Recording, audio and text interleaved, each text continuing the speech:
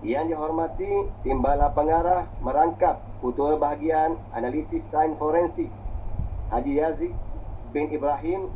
Yang dihormati Ketua Bahagian Sekitaran Puan Siti Zubaidah binti Hanafi, Ketua-Ketua Seksyen Muslimi dan Muslimat yang dirahmati Allah sekalian. Pertama-tama sekali, marilah kita sama-sama memanjatkan kesyukuran kepada Allah Subhanahu wa taala kerana diberi keizinan bagi meraihkan sambutan Maulidur Rasul peringkat Jabatan Kimia Malaysia Negeri Johor bagi tahun 2021. Keduanya, selawat dan salam kita ke atas Nabi Muhammad sallallahu alaihi wasallam sebagai tanda kecintaan, tanda terima kasih di atas segala pengorbanan baginda sallallahu alaihi wasallam yang menjadi asbab kita mendapat satu nikmat yang amat besar sekali, iaitu nikmat Islam. Muslimin dan muslimat yang dirahmati Allah sekalian, bagi memulakan majlis, mari sama-sama kita menadah tangan, bermunajat, memohon kepada Allah Subhanahu wa taala agar majlis ini berjalan dengan lancar. Justru saya dengan segala hormatnya mempersilakan Encik Ahmad Sabri bin Muhammad untuk memimpin bacaan doa. Dipersilakan. Bismillahirrahmanirrahim. A'udzubillahi minasyaitonirrajim. Bismillahirrahmanirrahim. Alhamdulillahi rabbil alamin. Wassalatu wassalamu ala sayyidina Muhammadin wa ala alihi wa sahbihi ajma'in. Allahumma anta azizul jalil. Sesungguhnya kami menadah tangan pada pagi ini bersempena majlis Maulidur Rasul merafakkan kesyukuran dan pujian terhadapmu atas kurniaan nikmatmu yang tidak terhingga. Allahumma antal hasibul jalil. Sesungguhnya di tanganmu sahajalah kuasa penilai segala amalan. Justeru berkatilah majlis kami ini. Kau jadikanlah segala usaha kami di jabatan ini sebagai ibadah yang engkau redai. Terimalah segala kerja dan usaha kami itu sebagai amal soleh yang engkau berkati. Rahmatilah kami ya Allah dengan Al-Quran. Hiasilah diri kami serta serikanlah hidup kami dengan kemudahan sunnah Nabi Muhammad sallallahu alaihi wasallam. Muliakanlah kami dengan cara hidup baginda Rasulullah sallallahu alaihi wasallam. Ya Allah, peliharalah kami daripada melakukan penghinaan dan pendustaan terhadap Nabi akhir zaman. Kurniakanlah kepada kami kekuatan dan keazaman untuk mengamalkan sunnah Rasulmu dalam kehidupan. Allahumma ya Dzal Jalali wal Ikram. Iringilah bersama detik-detik perpisahan kami nanti dengan keazaman dan komitmen serta dengan iltizam dan istiqamah untuk terus menambah budi dan bakti kepada agama, bangsa dan negara. Kurniakanlah aku kiranya ya Allah kepada kami rezeki yang halal dan berpanjangan, zuriat dan generasi yang beriman serta segala kebaikan di dunia pun juga di akhirat. Allahumma ja'al jam'ana hadha jam'an marhuman wa tafarruqana min ba'dihi tafarruqan ma'suman wa la taj'alillahumma fina wa la ma'ana wa la man yatab'una shakiyan wa la matrudan wa la marhuman. Allahumma zidna ilman nafi'an warzuqna fahman. Allahumma اغفر لنا ذنوبنا والإخواننا الذين سبقونا بالإيمان ولا تجعل في قلوبنا غلا للذين آمنوا إنك رؤوف رحيم. ربنا آتنا في الدنيا حسنة وفي الآخرة حسنة وقنا عذاب النار. وصلى الله على سيدنا محمد وعلى آله وصحبه وسلم والحمد لله رب العالمين.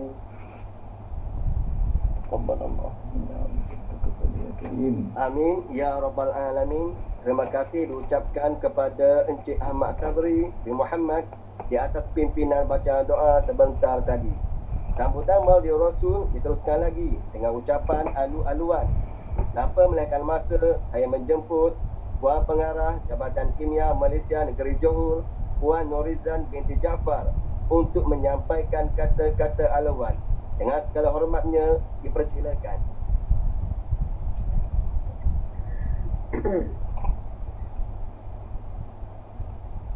kasih Cik Tajuddin. Assalamualaikum warahmatullahi taala wabarakatuh. Waalaikumsalam Semua yang ada. warahmatullahi Bismillahirrahmanirrahim. Alhamdulillahirabbil wassalatu wassalamu ala asyrafil anbiya'i wal mursalin wa ala alihi wa sahbihi ajma'in. Yang saya muliakan Tuan penceramah Ustaz Muhammad Fadil. Terima kasih kerana sudi untuk bersama kami pada hari ini. Sama-sama. Yang saya hormati Pimpinan Pengarah Kenya Johor Tuan Haji Muhammad Yazid, adakah? Ketua-ketua bahagian serta semua kaki tangan Kenya Johor yang ada turut serta dalam majlis ini. Alhamdulillah Rabbil Alamin. Ya, ada. Okey. Alhamdulillah Rabbil Alamin. Saya bersyukur kepada Allah SWT di atas limpah perkenannya dapat kita bersama dalam majlis ceramah sambutan Maulid Rasul peringkat Jabatan Tinggi Malaysia Negeri Johor bagi tahun 1443 Hijrah. Betul Betul. Bersamaan 2021 Masehi.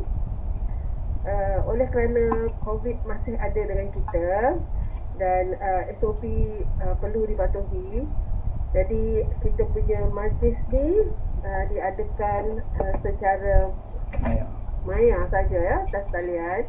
Walau macam mana pun saya harap majlis ini tetap memberi manfaat pada semua kami di Kenya Johor. Diharapkan dapat menambahkan lagi ilmu kami mengenai agama Islam, tambahkan lagi kita punya kefahaman Nabi Muhammad SAW dan seterusnya menjana kecintaan terhadap Nabi kita ya. Saudara sekalian, tanggal 12 Rabiul Awal iaitu semalam ya, dalam bulan Hijrah merupakan satu tarikh yang teramat dalam sejarah Islam di seluruh dunia, bukan sahaja di Kenya Johor tapi di seluruh dunia. Betul. Kedatangan Nabi Muhammad SAW merupakan satu rahmat terbesar dan anugerah teragung yang Allah berikan kepada alam semesta. Semua kita pun tahu kan,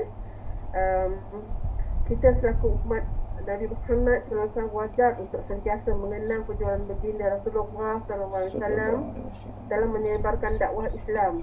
Hasil perjuangan beliau bersama dengan sahabat-sahabat baginda maka kita dapat mencapai nikmat iman dan Islam pada hari ini. Amin. Cuba bayangkan jika tak ada, kita masih lagi dalam keadaan jahil macam kita bayangkanlah pada zaman sebelum Nabi Muhammad SAW apa jadi pada kita sekiranya benda itu tidak berubah. Betul. So untuk saudara-saudara yang dirahmati Allah sekalian, membesarkan Maulid Rasul samalah seperti kita membesarkan Islam, kerana Rasulullah SAW merupakan simbol bagi agama Islam. So saya kata, saya mengucapkan jutaan terima kasih kepada Jawatankuasa Aspirasi Murni kerana menganjurkan majlis ini. Marilah kita sama-sama berdoa kepada Allah Subhanahu Wa Taala agar kita semua digolongkan dalam golongan umat baginda Rasulullah sallallahu alaihi wasallam yang layak untuk memasuki syurga Allah Subhanahu Wa Taala. Itu yang paling penting kita. Sekian, wabillahi taufiq wal hidayah. Wassalamualaikum warahmatullahi taala wabarakatuh. Waalaikumsalam warahmatullahi wabarakatuh. Cik Tajuddin. Waalaikumsalam warahmatullahi wabarakatuh. Terima kasih diucapkan kepada para pengarah di atas ucapan alu-aluan sebentar tadi. Mudah-mudahan kita digolongkan sebagai umat Nabi dan Nabi mengaku bahawa kita adalah umat dia bila dibangkit. InsyaAllah. Amin. InsyaAllah. Warga Zulus biasanya kita sebut warga dewan. Jadi insyaAllah kita punya program adalah santai tapi kita masih mematuhi protokol ya. Dia cuti ke dari ni? Hari ni saya cuti mengarah. Apa? Ya, okey. Jaga budak-budak racing. Jadi pengasuh pun sama dengan kita. Okey. Seterusnya, dengan penuh ta'zimnya, saya mempersilakan Al-Fadhil Ustaz Muhammad Fadil bin Hazmistan untuk menyampaikan ceramah. Dipersilakan. Sebelum tu skrin saya yang saya share ni nampak Nampak Ustaz? Nampak, alhamdulillah. A'udzubillahi minasyaitonirrajim. Bismillahirrahmanirrahim. Assalamualaikum warahmatullahi wabarakatuh. Waalaikumsalam warahmatullahi wabarakatuh. Alhamdulillahi rabbil alamin, wassalatu wassalamu ala asyrafil anbiya'i wal mursalin sayyidina Muhammadin wa ala alihi wa sahbihi ajma'in. Alhamdulillah, thumma alhamdulillah, thumma alhamdulillah. Puji dan syukur kita panjatkan kepada Allah Subhanahu wa ta'ala kerana pada pagi ini seperti mana yang telah kita janjikan, bertepatan dengan qada dan qadar Allah Subhanahu wa ta'ala, maka kita dihimpunkan dalam majlis yang sangat-sangat mulia, majlis yang kita tunggu saban tahun untuk menyatakan kecintaan dan kerinduan kita kepada baginda Nabi sallallahu alaihi wasallam. Satu majlis ilmu yang dirangka ataupun dirancang khas oleh Jabatan Kimia Malaysia Negeri Johor. Ni kali pertama ni. Sebab sebelum ni saya jumpa dengan Cik Tajudin di Jabatan Pertanian. Tiba-tiba call daripada Jabatan Kimia. Cik Tajudin mana pula, pening saya. Ala kulli hal, semuanya adalah aturan daripada Allah Subhanahu wa ta'ala. Walaupun kita tidak berada dalam majlis bersemuka, akan tetapi kita mohon kepada Allah Subhanahu wa ta'ala apa yang dinyatakan oleh baginda Nabi sallallahu alaihi wasallam apabila berkumpul satu kumpulan manusia membicarakan berkenaan dengan kebesaran Allah Subhanahu wa ta'ala, maka akan dinaungi oleh para malaikat. Malaikat akan beristighfar memohon ampun kepada setiap orang yang berada dalam majlis ilmu tersebut. Dan kita mohon moga-moga kita termasuk dalam golongan tersebut, insya-Allah. Selawat dan salam kita tujukan kepada junjungan besar Nabi Muhammad sallallahu alaihi wasallam, ahli keluarga baginda, para sahabat baginda, kepada pejuang-pejuang agama Allah Subhanahu wa taala telah berjuang menegakkan kalimah tauhid la ilaha illallah Muhammadur Rasulullah, sehingga kita pada hari ini dapat kenal nikmat Islam dan juga nikmat iman. Allahumma salli ala Muhammad wa ala alihi wa sahbihi ajma'in, amma ba'du. Sebaik dia tak keluar Tuan Imam para Bilal biasa kuliah kat masjid dia keluar macam tu. Terima kasih kepada saudara pengacara majlis yang berusaha, pengarah Jabatan Kimia Malaysia Negeri Johor Puan Nurizan binti Jaafar, timbalan pengarah benda ni timbalan pengarah, ketua-ketua jabatan, apa lagi jawatannya, saya tak ingatlah. Muslimi muslimat, tuan-tuan, puan-puan yang dirahmati oleh Allah Subhanahu wa taala sekalian. Baik, kita mulakan dulu sebelum kita masuk mukadimah dengan saya tunjukkan surat siaran. Ni dia. Ni penting untuk kita berada di akhir zaman ini. Saya tunjukkan surat siaran ini. Surat siaran ini keluarnya pada 2 Januari 2019. 21, kurang lebih 3 tahun. Daripada Jabatan Agama Islam Sarawak, jauh di sana. Apa arahannya? Arahannya adalah untuk semua masjid dan surau di bawah Jabatan Agama Islam Sarawak untuk memulakan ceramah atau apa-apa program dengan 10 ayat pertama dari surah Al-Kahfi. Kenapa? Disebutkan di sini kerana kita berada di akhir zaman. Macam-macam fitnah, macam-macam ujian yang berlaku kepada kita, dan kemuncak ataupun fitnah yang paling besar adalah fitnah Dajjal. Itu bukan tajuk pagi ni, cuma kita bagi gambaran awal. Maka dinyatakan bahawasanya diseru untuk memulakan setiap program di masjid ataupun surau, termasuk ceramah yang kita buat hari ni, mulakan dengan 10 ayat pertama surah Al-Kahfi, sebab bertepatan dengan hadis baginda Nabi sallallahu alaihi wasallam. Nabi kata apa? Man hafaza, sesiapa yang menghafal 10 ayat yang pertama surah Al-Kahfi ni, maka akan terpelihara daripada fitnah Dajjal. Hadis sahih riwayat Muslim. Maka kita mulakan pagi ni, ambil keberkatan. Kita meraihkan sambutan Maulidur Rasul, kita nak buat apa yang Nabi SAW cadangkan. Sebab itu adalah jalan untuk kita ke syurga Allah Subhanahu Wa Taala, insya-Allah. Baik, sama-sama kita mulakan dengan 10 ayat pertama surah Al-Kahfi. Bagi yang dah hafal tak ada masalah, macam Cik Tajuddin dia dah hafal dah. Sebab sentiasa ikuti kuliah, jadi dia dah hafal. Orang yang belum hafal tak apa, teksnya ada kat sini, insya-Allah. Baik, sama-sama kita baca. A'udzubillahi minasyaitonirrajim. Bismillahirrahmanirrahim. Alhamdulillahilladzi anzala ala 'abdihi alkitaba wa lam yaj'al lahu 'iwaja. قيما لينذر بأسا شديدا من لدنه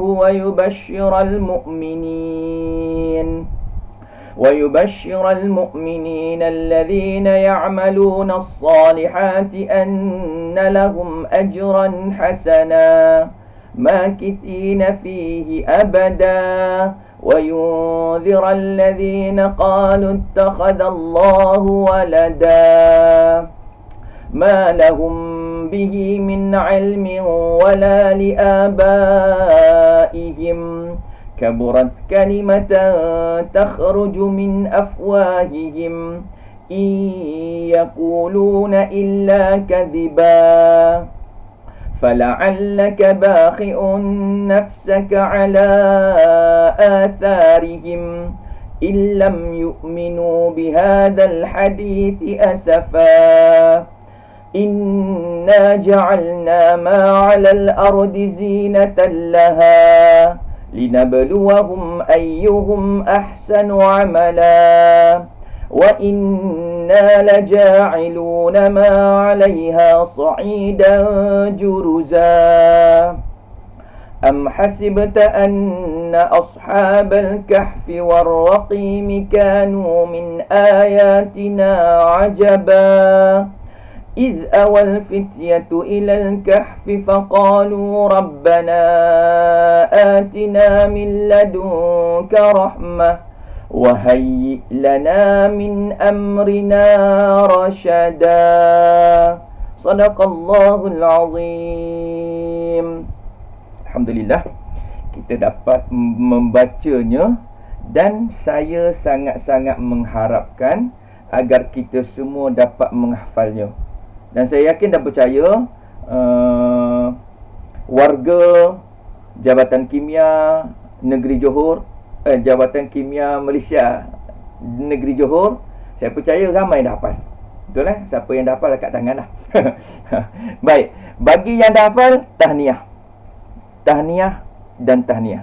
Bagi yang belum hafal, jangan rasa kecewa. Masih ada masa. Masih ada masa. Sebab jadikan ia sebagai pendinding diri kita.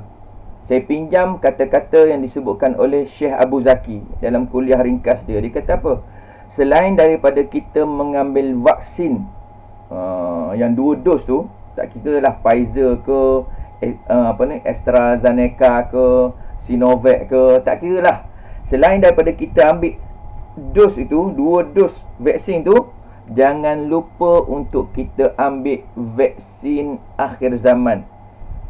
Vaksin ataupun pelindung kita daripada fitnah Dajjal.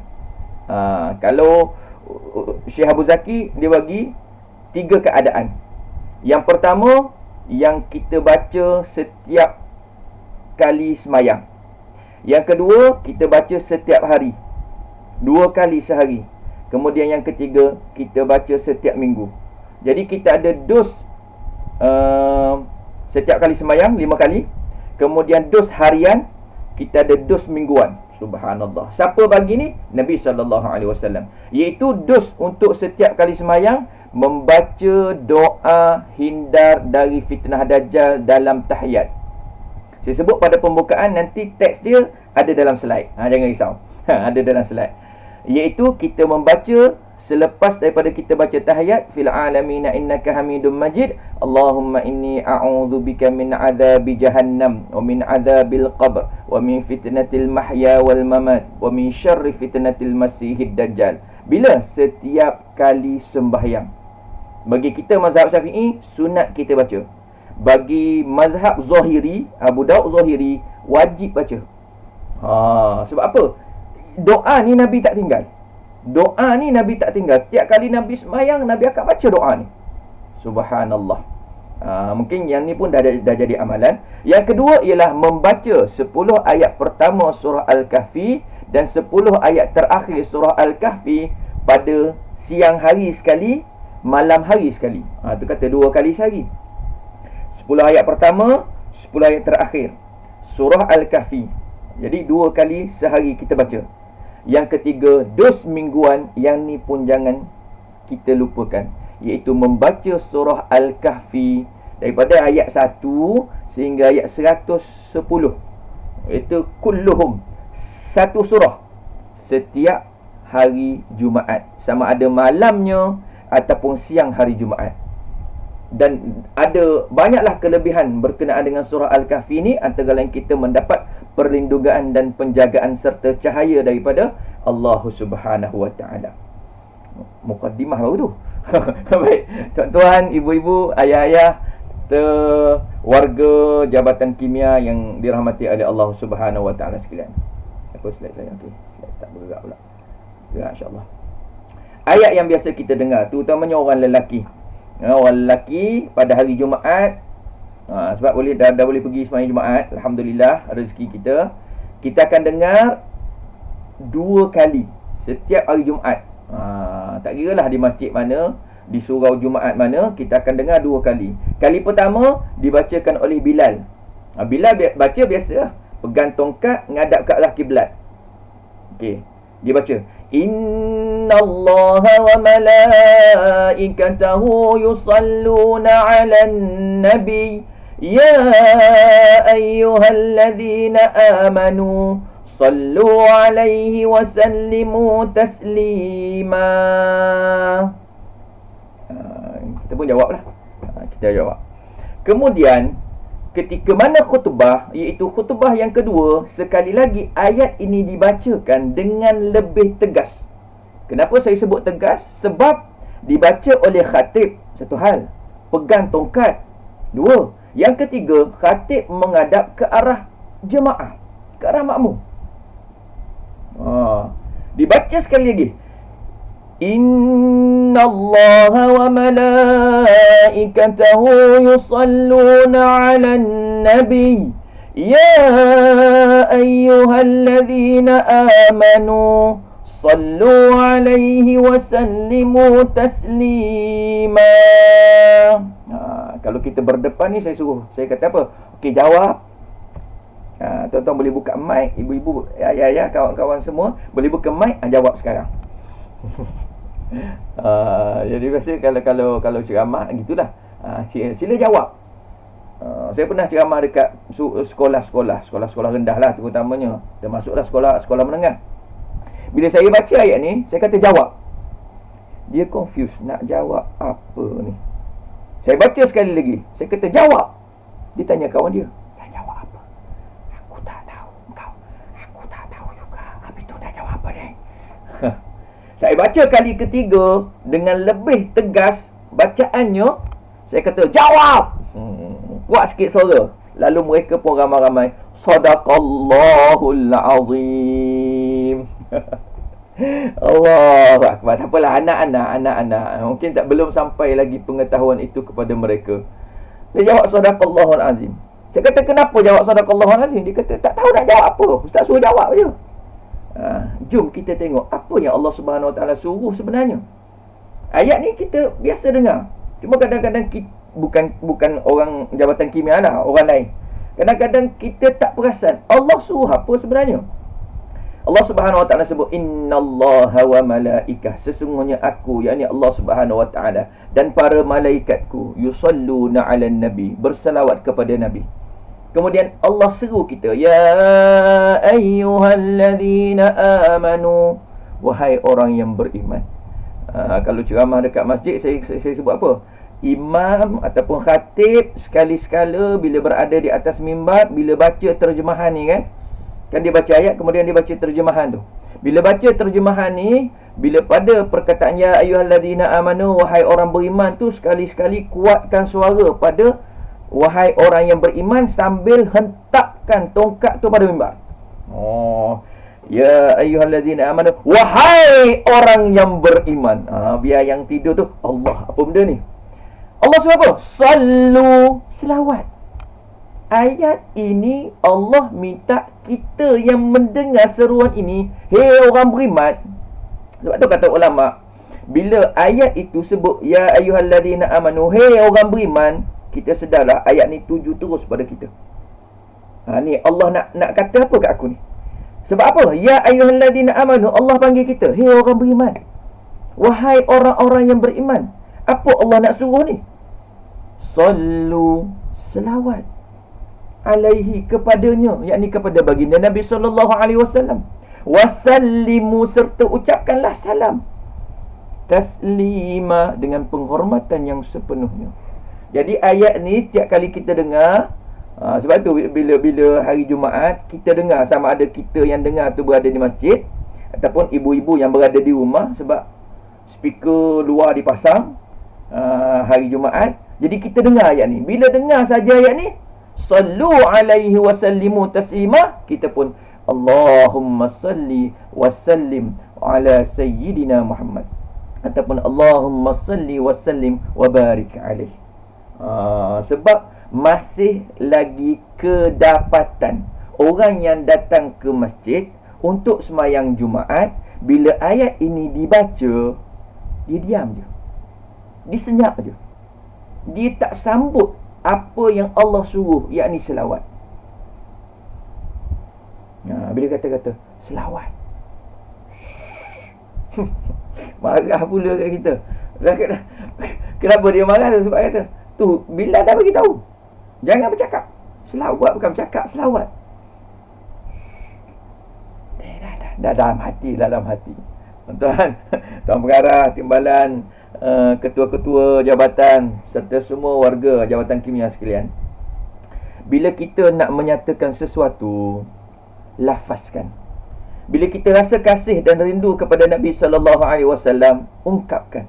Bila kita rasa cinta kepada Nabi SAW, kita lafazkan perkataan cinta itu. Antara perkataannya cinta adalah kita menyatakan ataupun kita melafazkan selawat kepada baginda Nabi SAW. Sebab kita ambil analogi mudah ataupun kita ambil misalan mudah. Kita sebagai seorang suami, contohlah sebagai seorang suami, kita balik dari rumah, balik dari pejabat sampai kat rumah, kita nak menyatakan rindu kita kepada isteri kita ataupun kepada anak-anak kita. Kita berdiri depan isteri, ataupun kalau yang isteri kita berdiri depan suami, kita senyum je. Kita senyum.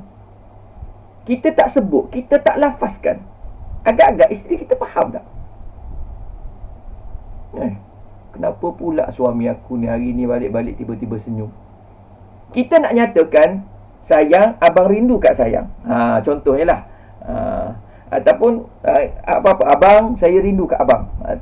Kita nak nyatakan macam tu, tapi kita senyum saja, kita diam saja. Agak-agak isteri tu faham tak? Suami kita, anak-anak kita faham tak? Confirm tak faham. Sebab tu bila kita nak menyatakan rindu kita kepada baginda Nabi SAW, antara lain kita ungkapkan lafaz tersebut. Allahumma salli wa sallim wa barik alaih. Saya ambil contoh mudah lah. Ini kita biasa membesar dengan kumpulan Hijaz. Lagu Dia Kekasih Allah. Walaupun suara saya tak sedap, tapi nak nyanyi juga. Siapa yang rasa ustaz bingit lah ustaz, tak apa, itu tutup speakernya. Baik, apa dalam liriknya sebut apa?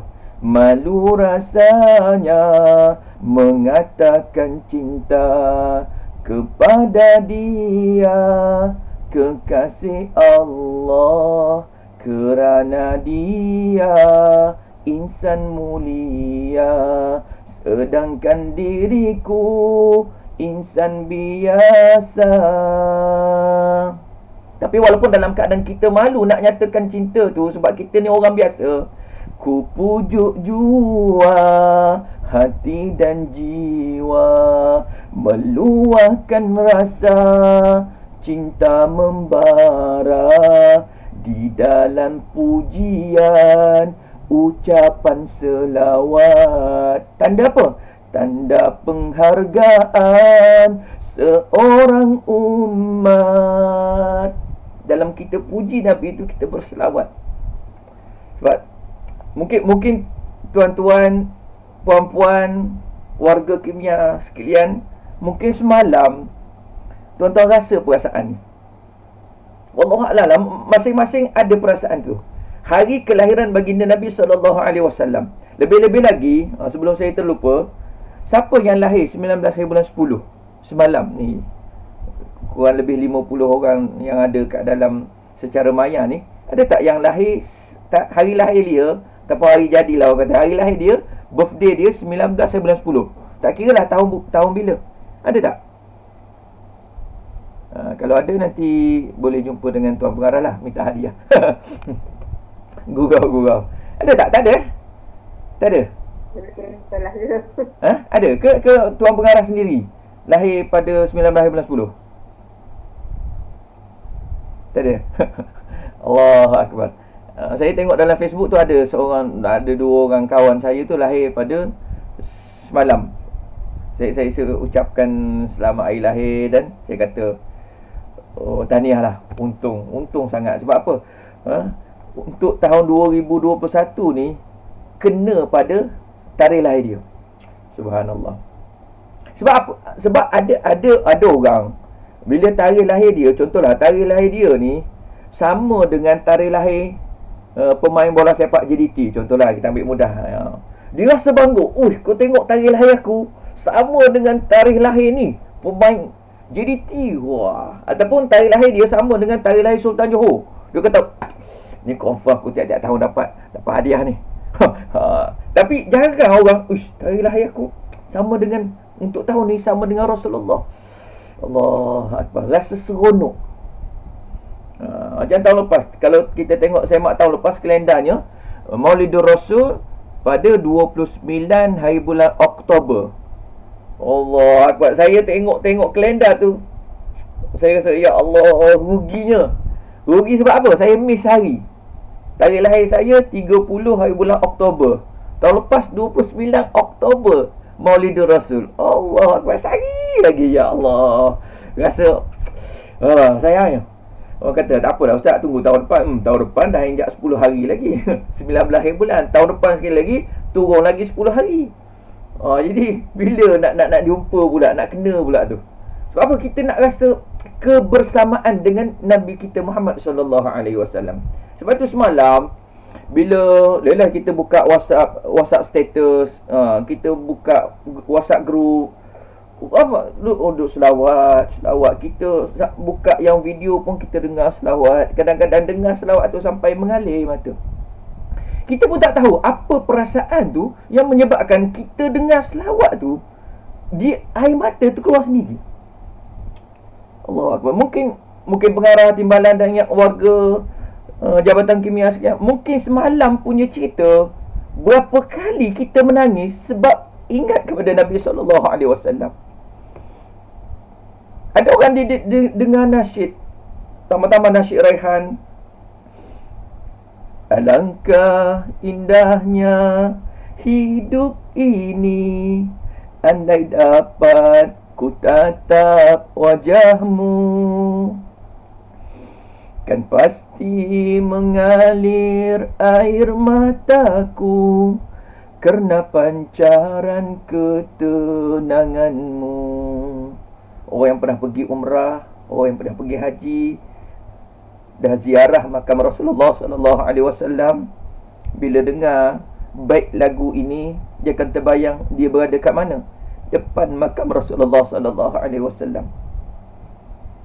Dalam aktiviti ziarah makam Rasulullah, dia teringat ketika ke mana dia nak mengangkat tangan, nak melafazkan Assalamualaikum ya Rasulullah. Bila dengar ungkapan baik lagu ini, dia bayang dia berada kat sana.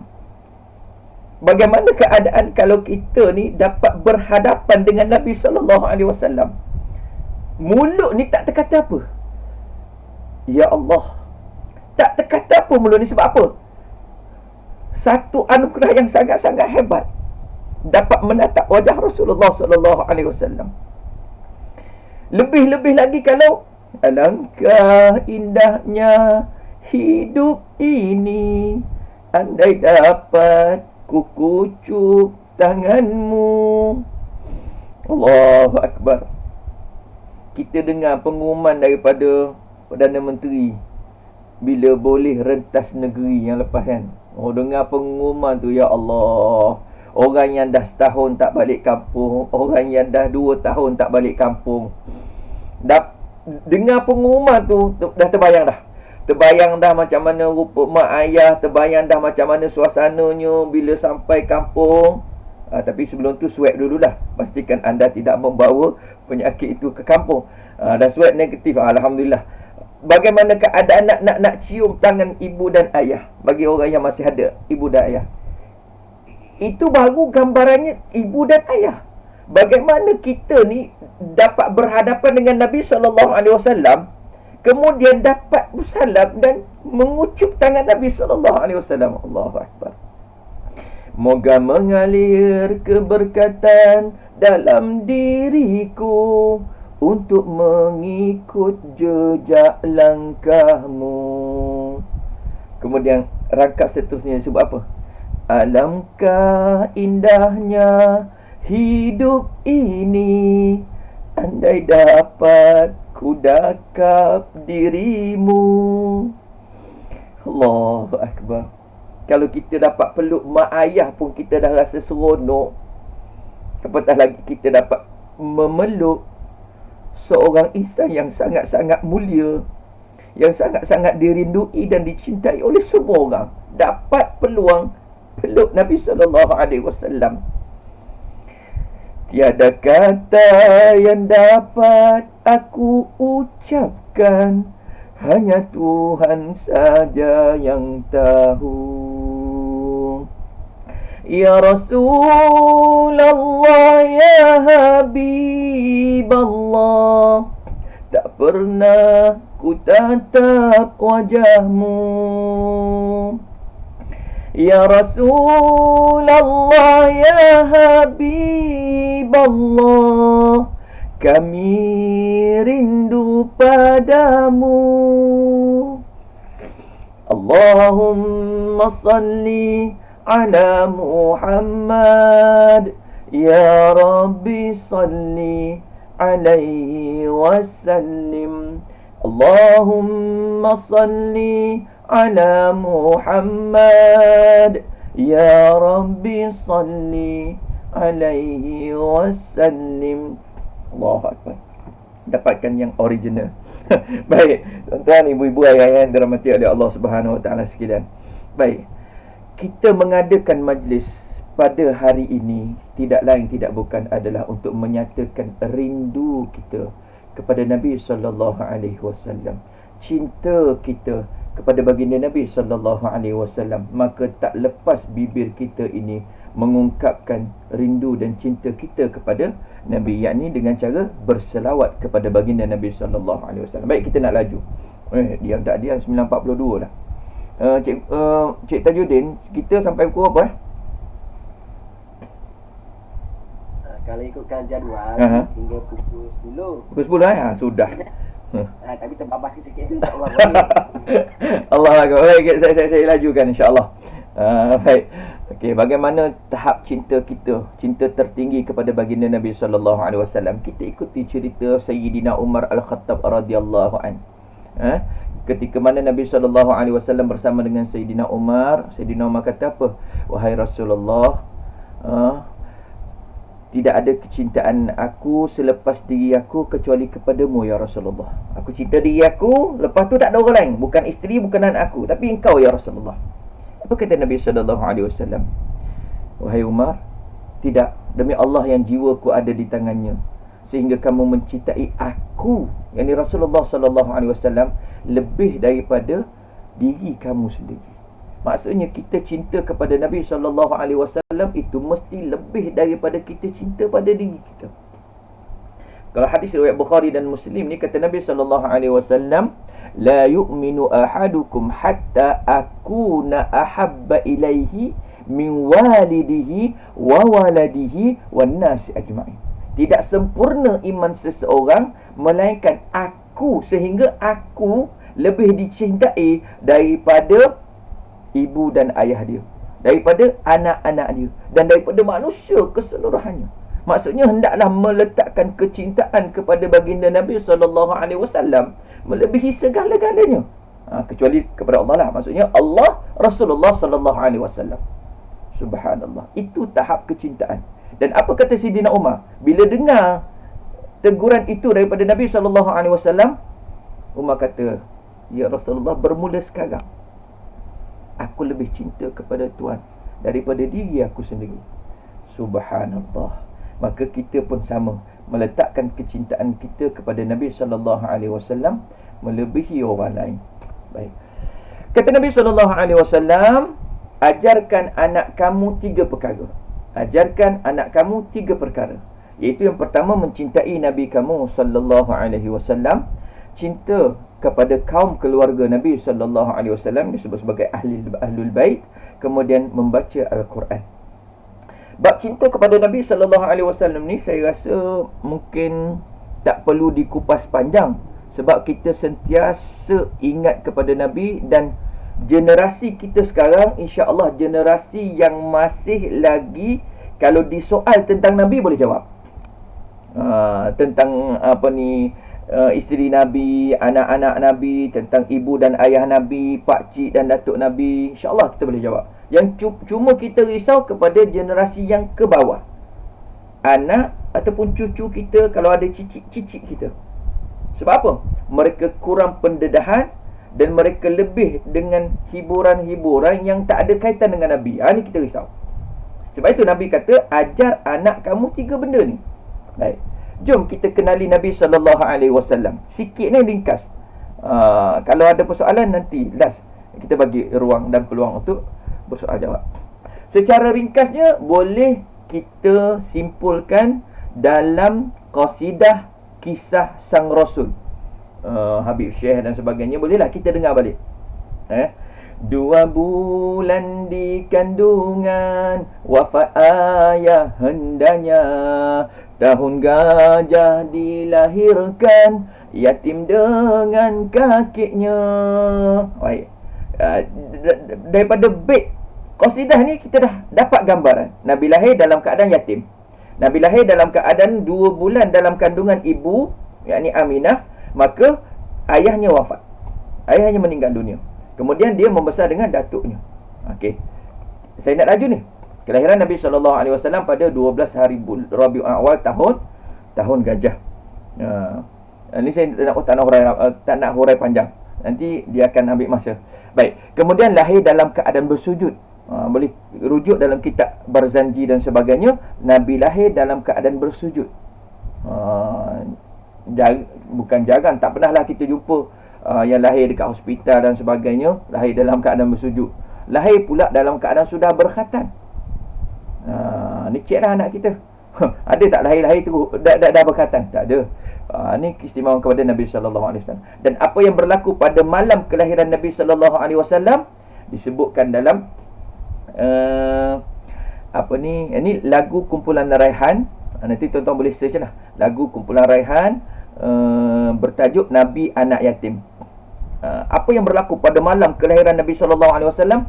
Terpadam api biara majusi, runtuhlah istana Kisra Parsi, Mekah diterangi cahaya putih, tanda lahir Nabi anak yatim. Okey, itu ringkas. Dan pada malam kelahiran baginda Nabi SAW, Nabi lahir di Mekah. Tapi yang paling sibuk, kalau kita melihat kepada sirah, yang paling sibuk, yang gegak gempita di mana? Di Madinah. Nabi lahir di Mekah, Keluar cahaya putih tu di Mekah, menerangi sampai ke Syam. Satu riwayat sebut. Tapi yang paling sibuk di Madinah. Siapa yang sibuk? Antaranya ialah pendeta-pendeta Yahudi. Sibuk mereka. Sebab apa? Bila malam kelahiran baginda Nabi SAW, istilahnya muncul bintang. Dan ahli kitab, orang Yahudi ni, pendeta-pendeta ni, mereka, istilah kalau kita sekarang ni, mentadabur. Mereka kaji kitab Taurat, kitab Injil. Bila malam kelahiran baginda Nabi SAW, dia sembang sama-sama mereka. Dia kata apa? Kau tengok kat langit tu, dah muncul bintang Muhammad. Subhanallah. Sebab apa? Yahudi dan Nasrani, mereka kenal Nabi SAW lebih daripada mereka kenal anak mereka sendiri. Jelas. Bila mana turun ayat Allah Subhanahu Wa Taala menyatakan bahawasanya orang Yahudi dan orang Nasrani, mereka kenal Nabi Muhammad lebih daripada mereka kenal anak mereka sendiri. Sayyidina Umar ditanya Abdullah bin Salam.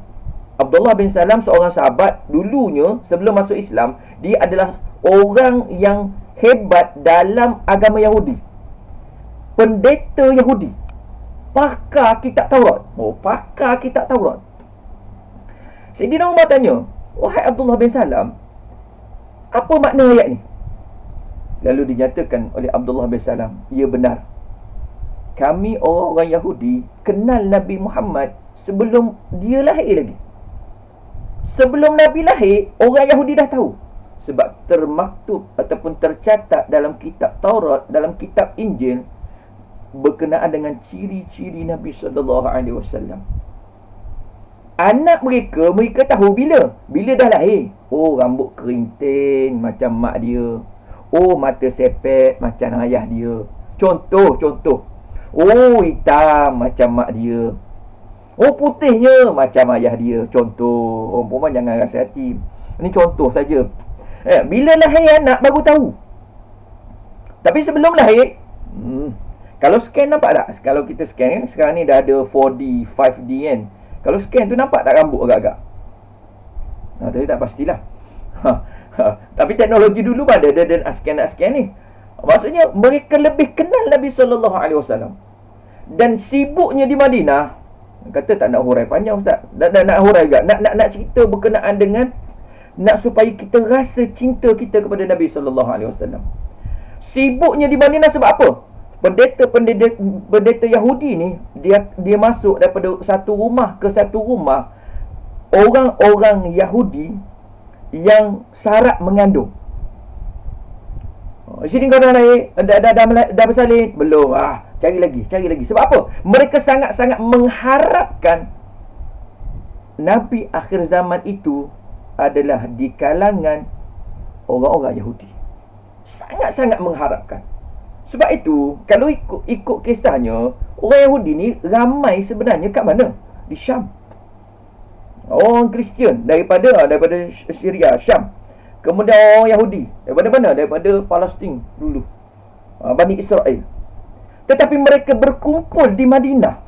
Sebab itu kalau kita melihat ketika mana hijrah Nabi SAW, Nabi sampai di Madinah. Di sana ada orang Arab yang dah Islam, yang bukan Islam, kemudian Yahudi. Yahudi ada Bani Quraizah, Bani Qainuqa, Bani Nadir. Tu ramai. Sebab apa? Mereka menunggu kelahiran Nabi akhir zaman. Dan setiap kali mereka bergaduh, ni boleh semak dalam kitab Fiqhus Sirah, Dr. Sa'id Ramadan Al-Buti. Setiap kali mereka bergaduh dengan orang-orang Arab ni, mereka kata apa? Siaplah engkau, nanti bila lahir Nabi akhir zaman, kami akan jadi pengikut dia dan kami akan lawan kamu. Sebab apa? Bagi mereka sangat-sangat mengharap Nabi akhir zaman orang Yahudi. Tapi bila Nabi lahir dalam keadaan Nabi ni orang Arab, terus mereka tolak. Subhanallah. Ini keadaan orang Arab, orang Yahudi. Baik, kita terus lagi. 025 tahun. Kenapa pula ni? Sesuai adat yang ada, disusui Halimah. Baik, Nabi lahir, seminggu disusukan oleh ibunya Aminah. Kemudian setelah itu disusukan sekejap oleh bekas hamba, yakni Suwaibah Aslamiyah. Dia bekas hamba kepada siapa? Kepada Abu Jahal. Abu Lahab. Minta maaf. Dia adalah hamba kepada Abu Lahab. Abu Lahab ni siapa? Bila kita ikut salasilah keturunan Nabi SAW,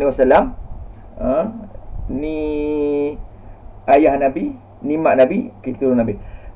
Abu Lahab ni, dia bapa saudara Nabi sebelah ibu, sebelah Aminah. Bukan sebelah Abdullah, sebelah ibu. Dan ketika mana lahirnya Nabi SAW, Suwaibah Aslamiyah ini balik ke rumah dia, memberitakan. Suwaibah Aslamiyah ni tolong bawa cerita je, bawa berita, wahai Abu Lahab, engkau dah dapat anak saudara. Ini Aminah dah melahirkan anak, engkau dapat anak saudara lelaki. Gembiranya Abu Lahab dengan berita tersebut, dia merdekakan Suwaibah Aslamiyah. Subhanallah. Sebab itu kalau kita semak dalam hadis Bukhari, kita akan jumpa bahawasanya dinyatakan bahawa Abu Lahab ini memanglah setiap hari dia akan disiksa dalam api neraka, ataupun dia dalam kubur sentiasa disiksa. Surah Al-Masad, tabbat yada abi lahabin wa tabb. Baik, itu kisah berkenaan dengan Abu Lahab. Setiap hari dia akan disiksa, dan siksaannya diringankan pada malam Isnin ataupun hari Isnin. Kenapa? Sebab dia dulu pernah bergembira dengan kelahiran Nabi. Allahu Akbar. Orang yang gembira dengan kelahiran Nabi, lebih-lebih lagi mengadakan sambutan Maulidur Rasul, tujuannya apa? Bila ada sambutan Maulidur Rasul, orang akan cerita tentang Nabi, yang menyebabkan kita pada hari itu banyak berselawat. Pada hari itu kita akan bawa hati kita ini istilahnya terbang pergi ke Madinah. Seolah-olah kita berhadapan dengan Nabi SAW. Kalau Abu Lahab yang dalam keadaan setelah Nabi menyatakan dakwah dia menolak, tapi disebabkan oleh dia gembira dengan kelahiran Nabi, dia diberi keringanan, apatah lagi kita. Allahu Akbar. Baik, daripada umur 0 tahun sehingga 2 tahun disusu oleh Halimatus Sa'diyah. Halimah yang berasal dari Bani Sa'ad, perkampungan Bani Sa'ad. Baik, cukup umur 2 tahun, sepatutnya dihantar balik. Kemudian dihantar dalam keadaan minta disambung. Maka tambah lagi 2 tahun jaga Nabi sehingga 4 tahun. Bila umur 4 tahun tu nak dihantar balik ke Mekah, tapi ketika itu ada penyakit yang sedang merebak di Mekah, terpaksa dihantar balik semula ke perkampungan Bani Sa'ad.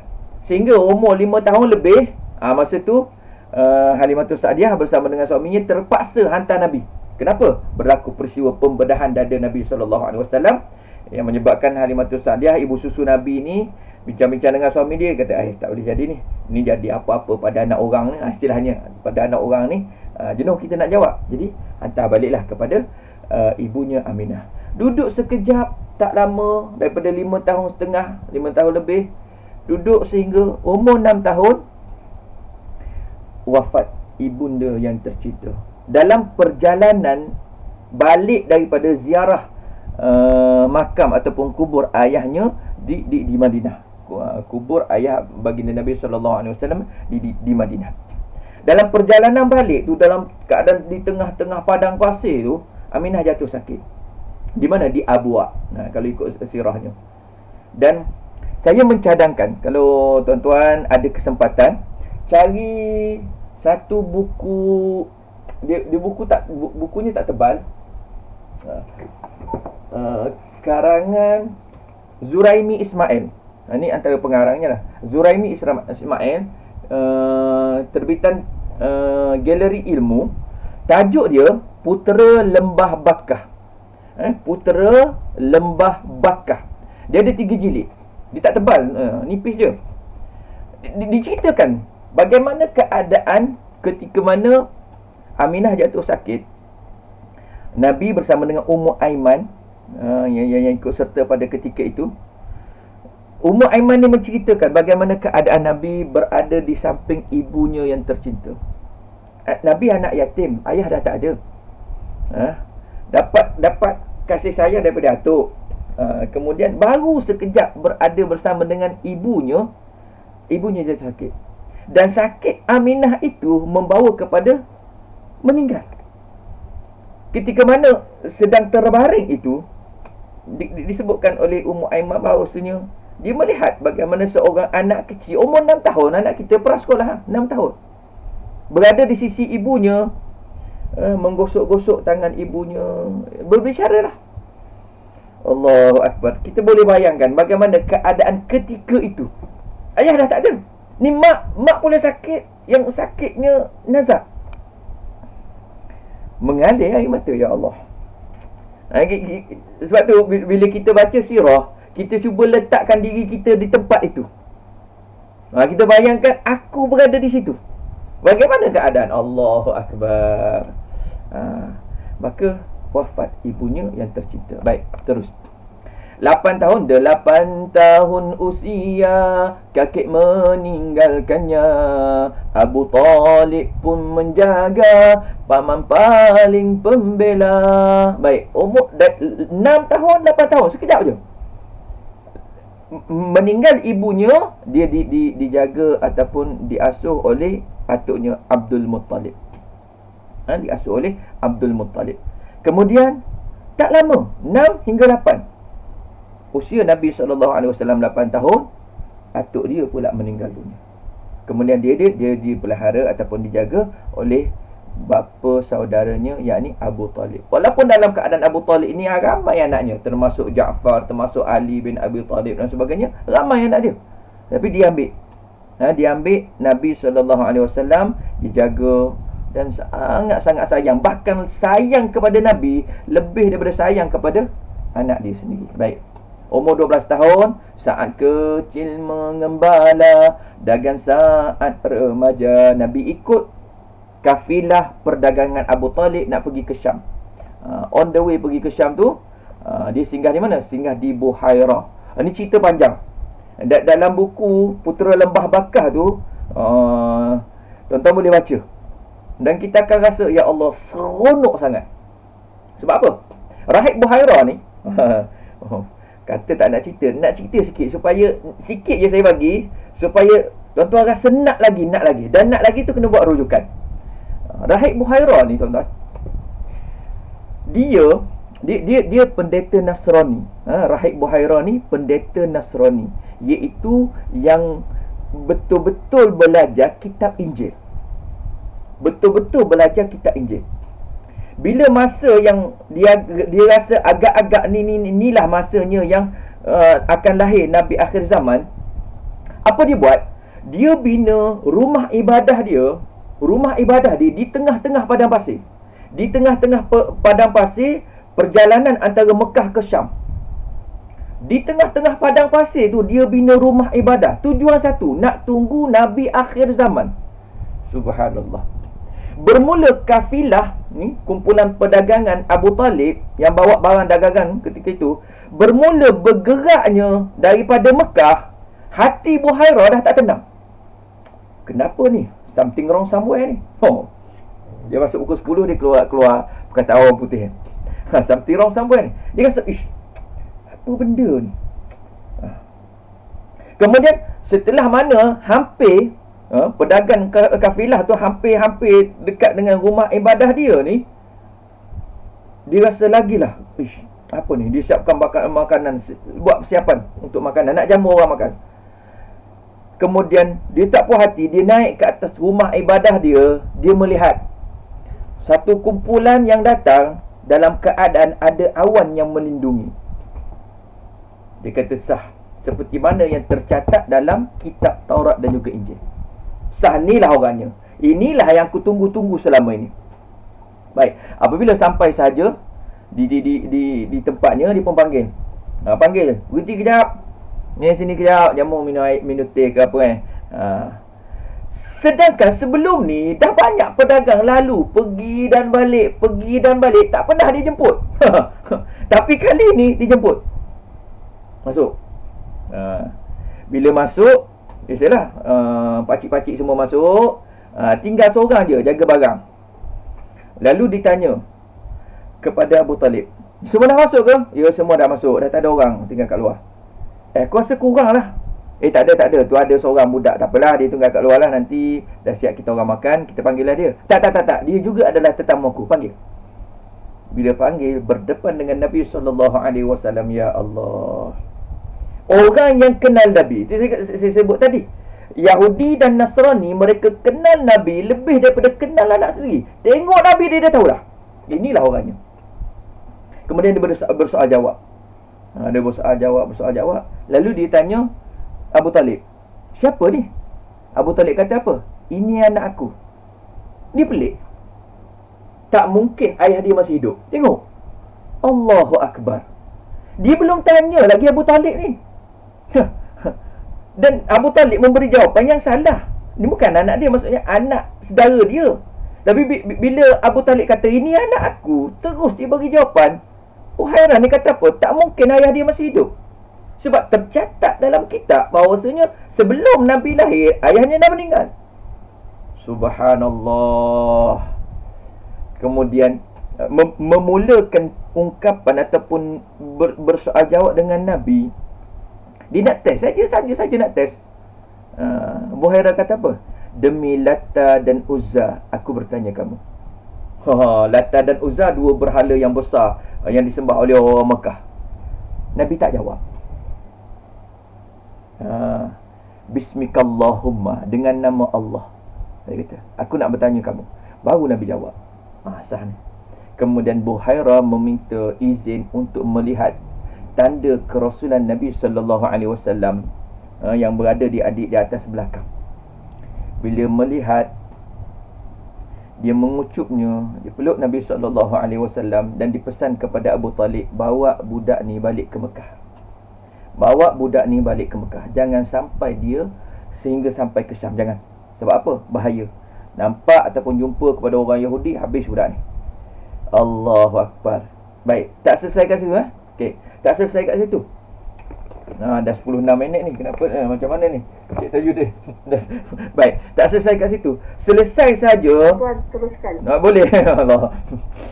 Selesai sahaja rombongan yang sebahagiannya pergi ke Syam untuk berdagang, sebahagiannya bawa balik Nabi SAW ke Mekah. Buhairah ni dah kemas-kemas makanan dan sebagainya. Dia pergi jumpa dengan seorang kawan dia, juga seorang pendeta Nasrani. Pergi jumpa.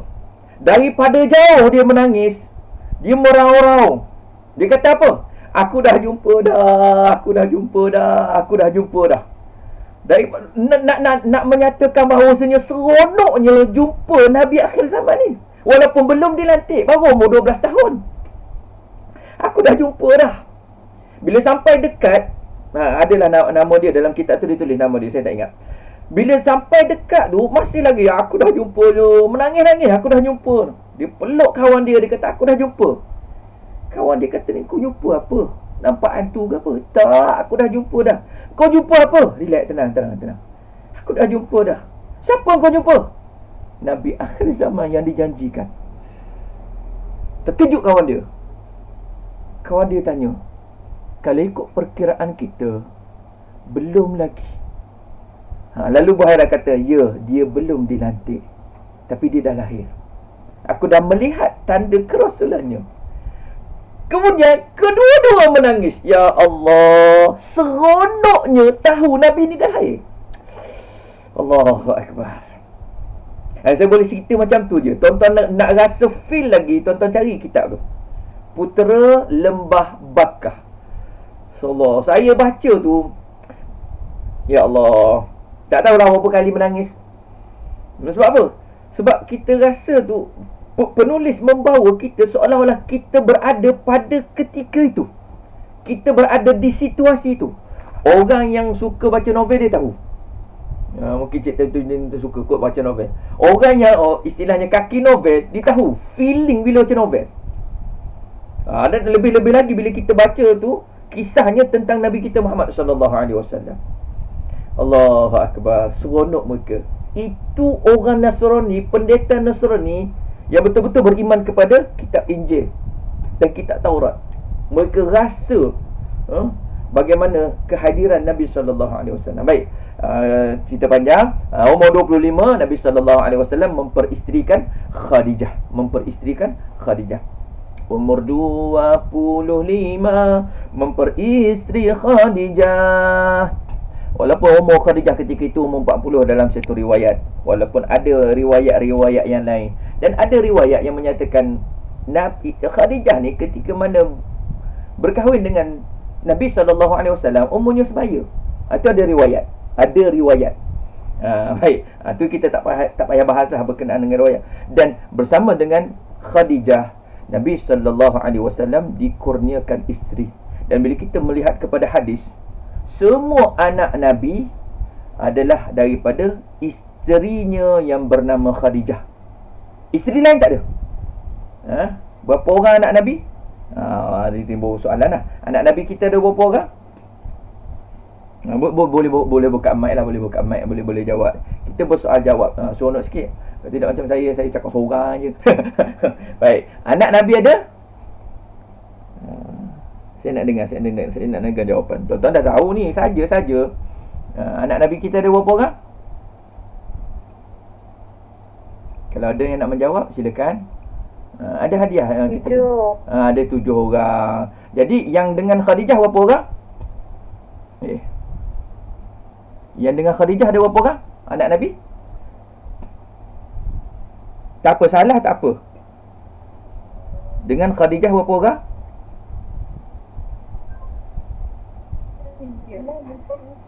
7 lah Ustaz. Anak Nabi kita ada 7 orang, 3 laki-laki, 4 perempuan.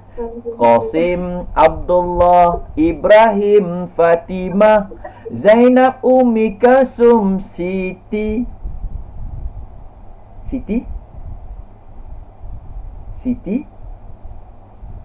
Siapa nak jawab? Siti? Ruqayyah. Alhamdulillah. Saya saja buat gitu sebab kalau ceramah dengan budak-budak seronok. Seronok macam mana? Saya nyanyi lagu tu, dia pun ikut sampai Siti saya berhenti. Siti, saya biarkan mereka jawab. Keluar je. Siti Khadijah, tu dia. Kalau sekolah menengah ada Siti Aminah, habis. Allahu Akbar. Kat situ nampak apa? Nampak kita tak kenal sangat. Itu yang sekolah rendah lah, Tapi ibu-ibu, ayah-ayah insya-Allah tak ada masalah. Sebab kan dulu bila kita nak dodoikan anak kan, anak Nabi kita ada 7 orang, sambil-sambil anak yang kat dalam buai pun dengar. Dia pun ingat. Allahu Akbar. Sekarang tak, pasang elektrik je, buai automatik. Ni music siap. Allahu Akbar. Baik. Anak Nabi ada 7 orang. 7 orang. 6 daripadanya lahir daripada Khadijah. 6 daripadanya lahir daripada Khadijah. Seorang lagi daripada isterinya yang bernama Maryah Al-Qibtiyah. Lahir seorang anak bernama Ibrahim yang meninggal ketika mana usia 2 tahun. Baik. Sebab itu ada orang dia rasa rindu sangat kepada Nabi SAW sampai tahap saya cerita pengalaman. Sebab kita duk belajar berkenaan dengan sirah, sampai tahap saya bila orang tanya bila nak kahwin ni, InsyaAllah ada rezeki, kahwinlah. Isteri nak nama apa? Sebab kita seronok kan. Sampai masa tu bila orang tanya isteri nak nama apa, saya kata nak nama Khadijah. Nama saya Muhammad Fadil, adalah Muhammad kat depan tu. Muhammad Khadijah. Orang tanya pula, kalau dapat anak nak berapa orang? 7. Tujuannya apa? Nak letak nama anak tu seperti mana nama anak Nabi SAW. Dan alhamdulillah ketika mana saya di tingkatan 6, ada seorang kawan saya nama Siti Khadijah. Kata ini kok jodohku. Allahu Akbar. Dah deal dah. Nanti masuk universiti, habis belajar je kita kahwin. Dah deal dah. Dah bincang. Tahun 2 di UKM, Khadijah jumpa orang lain. Habis je belajar di UKM, Khadijah kahwin dengan orang lain. Allahu Akbar. Aturan Allah Subhanahu Wa Taala. Jadi tak apa dah. Dah ada rezeki dia. Saya tak dapatlah Khadijah. Tapi masih tetap bila orang tanya anak tetap nak 7 orang. Jadi bila kahwin dapat anak pertama, ni yang perempuan, saya letak nama Fatimah Az-Zahra. Fatimah Az-Zahra. Kemudian dapat anak kedua, saya letak nama Abdullah Wajdi. Fatimah Abdullah. Dapat anak yang ketiga, saya letak nama Muhammad Ibrahim. Jadi dah 3 dah tu. On the way ni tak tahu lelaki ke perempuan. Kalau lelaki ada lagi Qasim. Kalau perempuan ada lagi Zainab, Ummi Kalsum, Siti Roqayah. Tujuan satu je. Bila kita panggil anak kita Fatimah, tu ingat anak Nabi. Abdullah, ingat anak Nabi. Ibrahim, ingat anak Nabi SAW. Dia bukan satu kewajipan, tak ada masalah. Kalau kita letak nama anak kita pemain bola sepak Sapi Sali, ingat Sapi lah. Kalau letak nama artis, kita ingat artis. Ada kawan saya seorang, bila dia dapat anak lelaki, dia tanya, nak letak nama apa anak aku? Nama kawan saya tu Umar Sadruddin. Masa dia call tu, saya baru je lepas dengar kuliah almarhum Tok Guru cerita tentang Mus'ab bin Umair, seorang sahabat yang sangat-sangat hebat. Tu panjang cerita kalau nak cerita bab Mus'ab. Seorang yang hebat dihantar ataupun diutus selepas daripada perjanjian Aqabah yang kedua untuk menjadi naqib ataupun nak menjadi orang yang membimbing orang Madinah yang dah beriman. Baik, panjang cerita tu. Bila di call saja nak letak nama anak, saya kata letak nama Mus'ab bin Umar. Adalah sikit-sikit. Supaya apa? Supaya bila kita sebut nama anak kita tu, kita teringat sahabat-sahabat, figur-figur yang hebat dalam sejarah Islam. Baik, panjang cerita tu. Umur 30 tahun, mempersatukan bangsa saat peletakan batu Hajar Aswad mulia. Ni saya tak nak hurai panjang. Ni dah kita biasa dengar. Baik, kita nak pergi kepada last insya-Allah. Bagaimana nak melahirkan rasa cinta kita kepada Nabi SAW. Sambutan Maulidur Rasul untuk kita ingat Nabi, bukan sahaja ingat. Bukan kata ingat apa tu, tak buat apa, tak.